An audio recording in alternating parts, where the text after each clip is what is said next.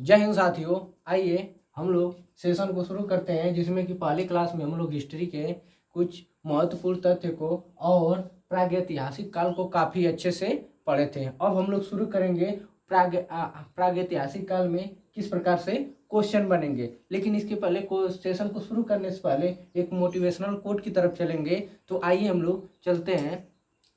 किसी ने खूब कहा है, बदल जाओ वक्त के साथ, बदल जाओ वक्त के साथ या वक्त बदलना सीख लो। बदल जाओ वक्त के साथ या वक्त बदलना सीख लो। मजबूरियों को मत कोसो, मजबूरियों को मत कोसो, हर हाल में चलना सीखो। आई होप कि ये मोटिवेशनल कोट आप लोग को काफ़ी अच्छे से समझ में आ गया हो। तो हर हाल में कितनों भी मजबूरी रहे, लेकिन हर हाल में अपने आप को बदलना सीखो। क्या सीखो? हर हाल में बदलना सीखो। तो आइए हम लोग सेशन को शुरू करते हैं और इसमें हम लोग देखेंगे क्या। पहला क्वेश्चन क्या है? दमदमा में एक ही कब्र में मानव कंकाल कितने पाए गए थे? 3 पाए गए थे। कितने पाए गए थे? 3 पाए गए थे। ये हमारा पहला क्वेश्चन था। पहला क्वेश्चन क्या कह रहा है? दमदमा में एक ही कब्र में मानव कंकाल के कितने कितने कंकाल प्राप्त हुए थे? 3 कंकाल प्राप्त हुए थे। कहाँ पे प्राप्त हुए थे? दमदमा में। दमदमा में एक ही कब्र में मानव के 3 कंकाल प्राप्त हुए थे। कितने कंकाल प्राप्त हुए थे? 3 कंकाल प्राप्त हुए। अब देखते हैं दूसरा क्वेश्चन।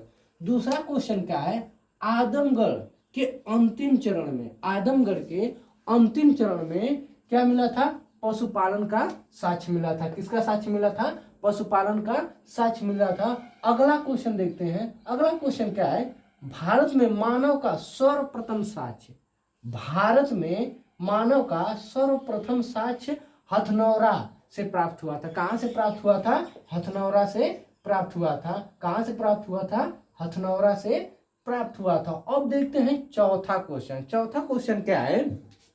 चौथा क्वेश्चन क्या है? भीमबेटका में प्राग ऐतिहासिक चित्रकला शैलों का साक्ष्य मिला है। क्या मिला है? भीमबेटका में, भीमबेटका में प्राग ऐतिहासिक चित्रकला शैलों का साक्ष्य मिला है। क्या मिला है? चित्रकला शैलों का साक्ष्य मिलता है। अब देखते हैं पांचवा क्वेश्चन। पांचवा क्वेश्चन क्या है? बुर्जहोम की खोज कौन कौन लोग किए थे? बुर्जहोम की खोज कौन कौन किए थे? डिटेरा एवं पीटरसन ने किए थे। कौन किए थे? डिटेरा और पीटरसन ने की थी। अब देखते हैं छठा क्वेश्चन। छठा क्वेश्चन क्या है? हड्डी से निर्मित मातृदेवी की प्रतिमा, हड्डी से निर्मित मातृदेवी की प्रतिमा लोदहा नाला क्षेत्र बेलन घाटी में मिला था। अब देखते हैं बेलन घाटी कहाँ। बेलन घाटी है उत्तर प्रदेश के वर्तमान जिले मिर्जापुर के निकट है। कहाँ पे है? उत्तर प्रदेश के मिर्जापुर, उत्तर प्रदेश राज्य के मिर्जापुर के निकट है। कहाँ पे है? मिर्जापुर जिले के निकट है। अब देखते हैं सातवां क्वेश्चन। सातवां क्वेश्चन क्या है? राष्ट्रीय मानव संग्रहालय कहाँ पे है? भोपाल में है। सातवां क्वेश्चन क्या है? राष्ट्रीय मानव संग्रहालय कहाँ पे है? भोपाल में है। चौथा क्वेश्चन, आठवां क्वेश्चन। आठवां क्वेश्चन क्या है? भारतीय पुरातत्व की जनक किसे कहा जाता है? अलेक्जेंडर कनिंघम को कहा जाता है। किन्हें कहा जाता है? अलेक्जेंडर कनिंघम को कहा जाता है। अब देखते हैं नौवां क्वेश्चन। नौवां क्वेश्चन है 14 मानव कंकाल का साक्ष्य लंगनाज गुजरात में प्राप्त हुआ था। कहां से प्राप्त हुआ था? 14 मानव कंकाल का साक्ष्य, 14 मानव कंकाल का साक्ष्य लंगनाज गुजरात से प्राप्त हुआ था। अब देखते हैं 10वां क्वेश्चन। 10वां क्वेश्चन क्या है? गुफकराल, गुफकराल का अर्थ है कुलाल, गुफकराल का अर्थ है कुलाल या कुम्हार की गुहा। गुफकराल का अर्थ है कुलाल या गुफकराल की गुहा। अब देखते हैं 11वां क्वेश्चन। 11वां क्वेश्चन है लहुरा देव के बाद, लहुरा देव के बाद चावल का साक्ष्य, चावल का साक्ष्य प्राचीन भारत नवपाषाणी काल कोल्डियावा से प्राप्त हुआ। कहाँ से प्राप्त हुआ? लहुरा देव के बाद दूसरे नंबर पे चावल का साक्ष्य प्राचीन भारत नवपाषाणी स्थान कोल्डियावा से प्राप्त हुआ था, जहां से सिर्फ क्या प्राप्त हुआ था? चावल की भूसी प्राप्त हुआ था। क्या प्राप्त हुआ था? चावल की भूसी प्राप्त। अब हम लोग क्या पढ़ेंगे? आद्य ऐतिहासिक काल को। किसको पढ़ेंगे? आद्य ऐतिहासिक काल। आद्य ऐतिहासिक काल के जनक हैं सर जॉन मार्शल है। कौन है? सर जॉन मार्शल है। कौन है? आदि ऐतिहासिक काल के जनक कौन है? सर जॉन मार्शल है। किसे कहते हैं? आदि ऐतिहासिक काल के जनक सर जॉन मार्शल है। अब देखते हैं इसमें आदि ऐतिहासिक काल में देखते हैं सैंधव सभ्यता। क्या देखते हैं? सैंधव सभ्यता को पढ़ेंगे। सैंधव सभ्यता माना जाता है कि 2300 ईसा पूर्व से लेकर 1700 ईसा पूर्व तक थी। कहाँ माना जाता है? 2300 ईसा पूर्व से लेकर 1700 ईसा पूर्व तक थी। लेकिन ये जो है कुछ किताबों में अलग अलग दिया है, तो इससे कोई दिक्कत नहीं है। ये कहाँ से कहाँ तक थी? 2300 ईसा पूर्व से लेकर 1700 ईसा पूर्व तक थी। अब देखते हैं सैंधव सभ्यता के कितने नाम थे और क्यों पड़े, इसको भी जानेंगे। पहला नाम था सरस्वती सभ्यता। सरस्वती की सभ्यता। क्या नाम था पहला? सरस्वती की सभ्यता। दूसरा नाम था सिंधु घाटी की सभ्यता। दूसरा नाम क्या था? सिंधु घाटी की सभ्यता। तीसरा नाम था हड़प्पा की सभ्यता। तीसरा नाम क्या था?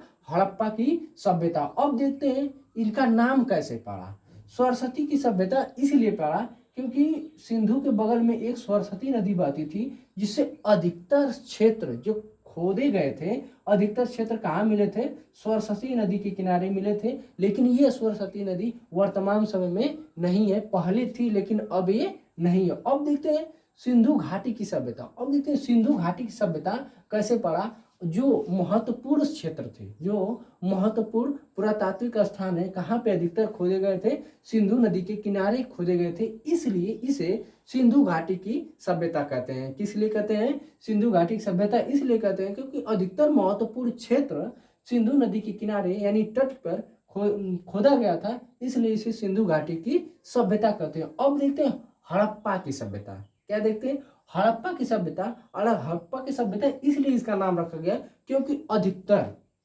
क्योंकि महत्वपूर्ण सबसे पहले किसकी कौन सी सभ्यता खोज हुई थी? हड़प्पा स्थान की खोज हुई थी। किसकी खोज हुई थी? हड़प्पा स्थान की खोज हुई थी। सबसे पहले हड़प्पा की खोज हुई थी। अब देखते हैं संदेश सभ्यता का विस्तार स्थल। क्या देखते हैं? संदेश सभ्यता का विस्तार स्थल। सब संदेश सभ्यता में विस्तार स्थल क्या है? ऊपर में क्या है? मांडा। ऊपर में क्या है? मांडा।